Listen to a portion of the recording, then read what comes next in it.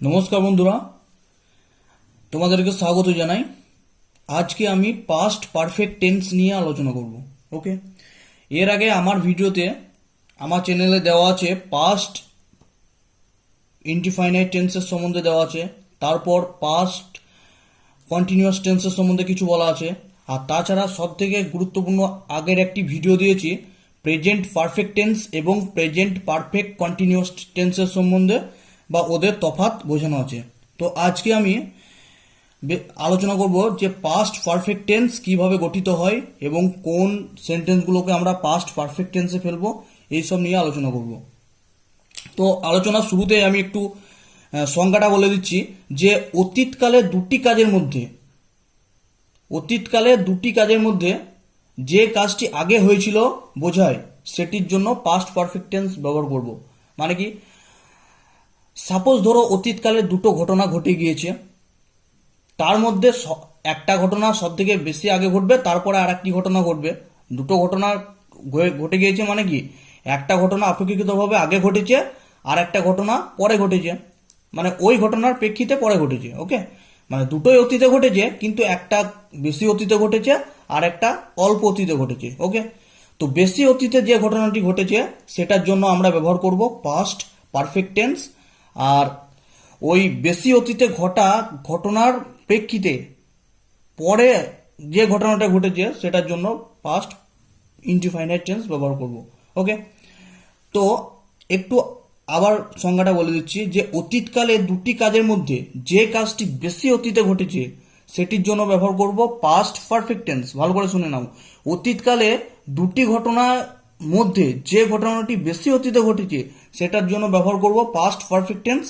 আর অপেক্ষাকৃতভাবে যে ঘটনাটা পরে ঘটলো সেটার জন্য ব্যবহার করব পাস্ট ইনডিফাইনাইট টেন্স। ওকে, তো এর কি পয়েন্টটা বা এর সংজ্ঞাটা একটু লিখে দিচ্ছি। ওকে, যাতে তোমরা নোট করে নাও, পরে কাজে লাগবে। তো এখানে কি হয়েছে, অতীতকালে দুটি কাজ, একটু লিখে নাও। অতীতকালে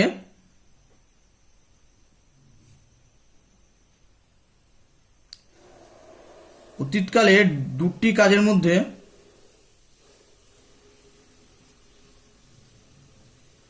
অতীতকালে দুটি কাজের মধ্যে যে কাজটি যে কাজটি আগে হয়েছিল বা বেশি অতীতে ঘটেছে, আগে হয়েছিল বা বেশি অতীতে ঘটে বা আগে হয়েছিল বোঝায় সেটির সেটির পাস্ট পারফেক্ট টেন্স হয়। আচ্ছা, অতীতকালে দুটো ঘটনা ঘটে গিয়েছে, যেটা বেশি অতীতে ঘটেছে সেটার জন্য তো পাস্ট পারফেক্ট টেন্স হলো, আর যেটা পরে ঘটবে অপেক্ষাকৃতভাবে সেটার জন্য ব্যবহার হবে আমাদের পাস্ট ইনডিফাইনাইট টেন্স। আচ্ছা, ওটাও লিখে দিচ্ছি।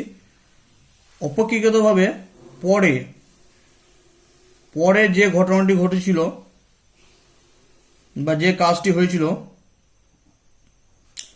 হয়েছিল সেটার জন্য পাস্ট ইনডিফাইনাইট টেন্স হয়। ওকে, ক্লিয়ার? আরেকবার বলে দিচ্ছি, অতীতকালে দুটো ঘটনা ঘটে গিয়েছে বা হয়েছিল, বা দুটো কাজ হয়েছিল, যেটা বেশি অতীতে যে কাজটা বেশি অতীতে হয়েছিল সেটার জন্য ব্যবহার করব আমরা পাস্ট পারফেক্ট টেন্স। আর পরে যে কাজটি হয়েছিল সেটার জন্য আমরা ব্যবহার করব পাস্ট ইনডিফাইনাইট টেন্স। ওকে, বুঝতে পারলে তো? অতীতকালে দুটো কাজ হয়ে গিয়েছিল, যেটা বেশি অতীতে হয়েছিল তার জন্য ব্যবহার করব পাস্ট পারফেক্ট টেন্স, আর যেটা পরে ঘটলো তার জন্য ব্যবহার করব পাস্ট ইনডিফাইনাইট টেন্স। আচ্ছা, এরপরে আমি যখন স্ট্রেট লাইন ডায়াগ্রাম দিয়ে বোঝাবো টেন্সটা, তখন আরো ক্লিয়ার হয়ে যাবে ব্যাপারটা। ঠিক আছে, তো স্ট্রেট লাইন ডায়াগ্রাম দিয়ে একটু বোঝাচ্ছি, তাহলে ব্যাপারটা কি হবে, পরিষ্কার জলের মতো ক্লিয়ার হয়ে যাবে ধারণাটা। তো দেখে নাও। আচ্ছা, একটা ডায়াগ্রাম আঁকছি, আঁকলাম। তো ডায়াগ্রামের আমি একটা পজিশন নিলাম, এটাকে সাপোজ আমি প্রেজেন্ট ধরলাম। কি ধরলাম? প্রেজেন্ট বা বর্তমান অবস্থা ধরলাম। এটাকে প্রেজেন্ট বা বর্তমান অবস্থা ধরলাম। আচ্ছা, প্রেজেন্টের আগে মানে লেফটে, প্রেজেন্টের লেফটে বা আগে যে ঘটনাগুলো ঘটে গিয়েছে, প্রেজেন্টের লেফটে যে ঘটনাগুলো ঘটে গিয়েছে সেগুলো সবই কি? পাস্ট। সেগুলো সবই কি? পাস্ট। তাহলে এখান থেকে, এই পয়েন্ট থেকে, মানে আমি এখানে এখন আমার প্রেজেন্ট অবস্থা এই পয়েন্টে, এর আগে যে ঘটনাগুলো ঘটেছে সবই কি? পাস্ট। আর প্রেজেন্ট এই টাইমে, যে টাইমে আমরা কথা বলছি, এটা এই পজিশন, এর পরে যে ঘটনাগুলো ঘটবে, মানে পরবর্তী ক্লাসে আমি যা যা পড়াবো বা কাল পরশু, তো এইভাবে যে ঘটনাগুলো ঘটবে সেগুলো সবই কি হবে? ফিউচার। সেগুলো সবই হবে ফিউচার। ওকে, তাহলে প্রেজেন্ট টাইমে দাঁড়িয়ে থেকে প্রেজেন্টের আগে যে ঘটনাগুলো ঘটে গিয়েছে সেগুলো সবই হবে পাস্ট, আর প্রেজেন্টের পরে যে ঘটনাগুলো ঘটবে সেগুলো সবই হবে ফিউচার। ওকে, তো এটা প্রেজেন্ট। তো হয়েছে কি, এখানে সাপোজ ধরো অতীতে দুটো ঘটনা ঘটেছে, অতীত মানে এই সাইডটা হবে, তাহলে সাপোজ ধরো এখানে একটা ঘটনা ঘটেছে আর এখানে একটা ঘটনা ঘটেছে, এখানে একটা ঘটনা ঘটেছে, এই পজিশনে একটা ঘটনা ঘটেছে, মানে দাঁড়াচ্ছে যে ঘটনা দুটোই কি? পাস্টে ঘটেছে। দুটোই কি? পাস্টে ঘটেছে। দুটো ঘটনাই পাস্টে ঘটেছে, কিন্তু দেখো দুটো ঘটনার মধ্যে একটি ঘটনা অপেক্ষাকৃতভাবে বেশি আগে ঘটেছে আর একটা ঘটনা অপেক্ষাকৃতভাবে পরে ঘটেছে। বুঝতে পারলে? তো এই ঘটনাটা বেশি আগে ঘটেছে, আর এটা এই পজিশনে যে কাজটা হয়েছে বা ঘটনাটা ঘটেছে এটা তার পরে ঘটেছে। ওকে, তো আমি সংজ্ঞাতে বলেছি অতীতকালে দুটি কাজের মধ্যে যে কাজটি আগে হয়েছিল বোঝায় সেটির জন্য পাস্ট পারফেক্ট টেন্স হয়। তাহলে এখানে বুঝতেই পারছো, ডায়াগ্রামে বুঝতেই পারছো যে এই দুটো ঘটনা অতীতকালে ঘটেছিল, তার মধ্যে বেশি আগে ঘটেছে কোনটা, বা যে কাজটা বেশি আগে হয়েছে এটা হচ্ছে এই পজিশনে। তাহলে এই পজিশন বোঝাতে যে টেন্সটা আমাদের ব্যবহার করব সেটা হচ্ছে পাস্ট পারফেক্ট টেন্স। এই পজিশন বোঝাতে, এই পজিশন বোঝাতে যে টেন্সটা ব্যবহার করব সেটা হচ্ছে past perfect tense. Past perfect tense লিখে নাও, টেন্স। ঠিক আছে, আর যে ঘটনাটি বেশি আগে ঘটেছে সেটার জন্য তো পাস্ট পারফেক্ট টেন্স ব্যবহার করলাম, সেটার জন্য ব্যবহার করলাম পাস্ট পারফেক্ট টেন্স। আর অপেক্ষাকৃতভাবে যেটা পরে ঘটেছে সেটার জন্য তাহলে কি ব্যবহার করব? সেটাকেও তো এক্সপ্রেস করতে হবে আমাকে সেন্টেন্সে, সেটাকেও তো এক্সপ্রেস করতে হবে আমাকে সেন্টেন্সে। তো সেটার জন্য ব্যবহার করব আমি, কি ব্যবহার করব? Past indefinite tense. ঠিক আছে, past indefinite tense. Okay,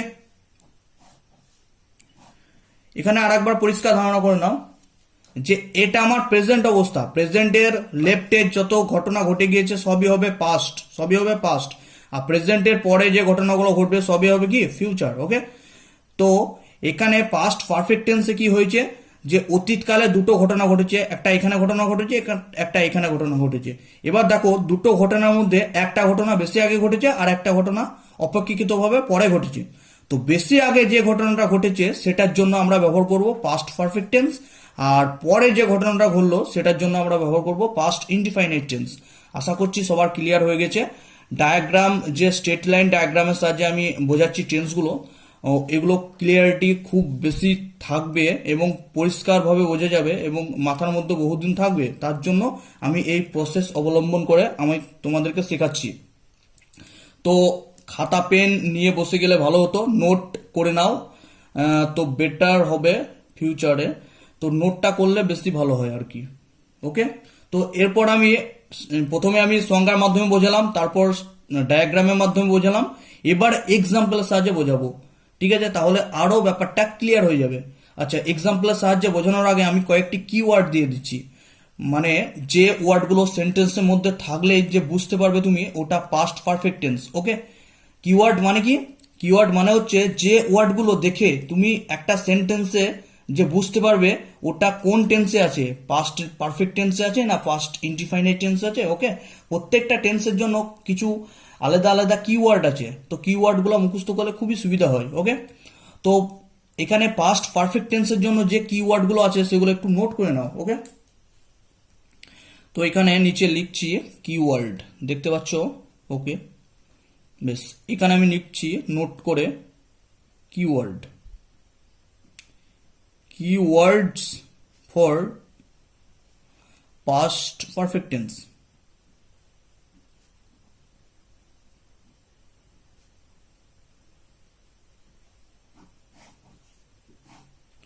Keyword for past perfect tense. কি কি হতে পারে past perfect tense এ কিওয়ার্ড? একটা তো হবে বিফোর, আর একটা তো হবে আফটার। আমি একটু বোঝাবো একটু পরে বিফোর আর আফটার কিভাবে এলো। একটা তো হবে হোয়েন, ইটিসি। মোটামুটি এই ওয়ার্ডগুলো থাকলে সেক্ষেত্রে আমি বুঝতে পারবো যে সেন্টেন্সটা পাস্ট পারফেক্ট টেন্সে থাকার সম্ভাবনা আছে। আরও যদিও আরও অনেক বেসিক জিনিস আছে যেগুলো পাস্ট পারফেক্ট টেন্সে থাকে, তো সেগুলো বলছি, তো মোটামুটি বুঝতে পারবো। ওকে, তো একটা জিনিস দেখো, এখানে পাস্ট পারফেক্ট টেন্সের গঠন আমি আগেও যদিও বলেছি, তবুও একটু লিখে নিচ্ছি সাইডে। পাস্ট পারফেক্ট টেন্সের গঠন কি হয়? পাস্ট পারফেক্ট টেন্সের গঠন হবে সাবজেক্ট, কি হবে? সাবজেক্ট প্লাস হ্যাড, ঠিক আছে? এখানে হ্যাড ভার্ব আসবে, সাবজেক্ট প্লাস হ্যাড প্লাস, আচ্ছা পারফেক্ট টেন্স হলে আমি বলেছি যদি প্রেজেন্ট পারফেক্ট বা পাস্ট পারফেক্ট যাই হোক না কেন, ভার্বের সর্বদা কোন ফর্ম হবে? ভার্বের থার্ড ফর্ম। একটা মনে রেখো, একটা কথা মাথায় রেখো, যে পারফেক্ট টেন্সের পরেই যে ভার্বটা ইউজ হবে সেটা হবে ভার্বের থার্ড ফর্ম। কোন ফর্ম? ভার্বের থার্ড ফর্ম। এটা খুবই কেয়ারফুলি মনে রাখবে যে পারফেক্ট টেন্স সেটা প্রেজেন্ট পারফেক্ট হতে পারে, পাস্ট পারফেক্ট হতে পারে, ঠিক আছে? পারফেক্ট টেন্সের পরে যে ভার্বটা ইউজ হবে সেটা হবে ভার্বের থার্ড ফর্ম। ওকে, তো পাস্ট পারফেক্ট টেন্সের গঠন কি হলো? সাবজেক্ট প্লাস হ্যাড প্লাস ভার্বের থার্ড ফর্ম। আচ্ছা, এখানে সেন্টেন্স বানানোর জন্য যে পাস্ট ইনডিফাইনাইট টেন্সের গঠনটা কি হবে? পাস্ট ইনডিফাইনাইট টেন্সের গঠন তো লাগবে এখানে পাস্ট পারফেক্ট টেন্স করতে হলে, তো ফার্স্ট ইনডিফাইনাইট টেন্সের গঠন হবে সাবজেক্ট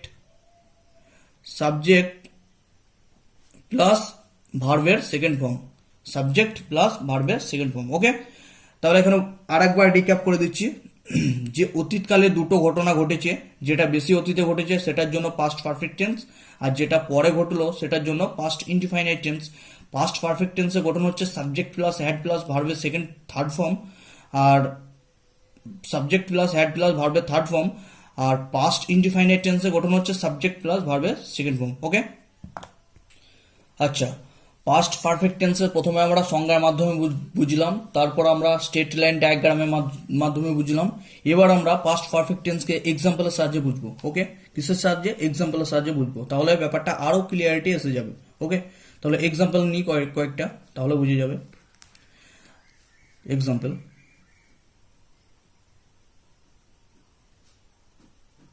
ওকে, তো প্রথম যে এক্সাম্পল যেটা মোটামুটি সবার জানা, তো সেই জানা এক্সাম্পলটাকে দিয়ে আমি স্টার্ট করছি, কেননা জানা জিনিস দিয়ে স্টার্ট করলে সহজেই ব্যাপারটা বোঝা যায়, ঠিক আছে?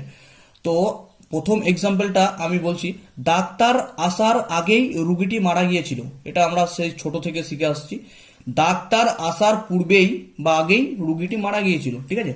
তো আমি বাংলায় লিখছি না, আমি জাস্ট ইংরেজিতে লিখবো সব। The patient